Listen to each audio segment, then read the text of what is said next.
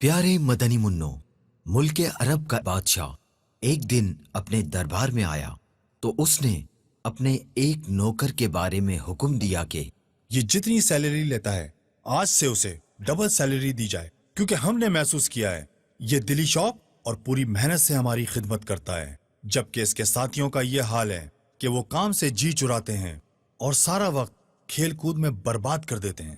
اس وقت بادشاہ کے دربار میں ایک عقل مند شخص بھی موجود تھا جو ہر بات کی اصلیت اچھی طرح سمجھتا تھا۔ اس نے بادشاہ کی زبان سے یہ بات سنی تو اس پر بے خودی طاری ہو گئی۔ اس نے ایک نعرہ بلند کیا، اللہ اکبر! لوگوں نے پوچھا، اے شخص، تجھے کیا ہوا جو یوں بے خود ہو گیا؟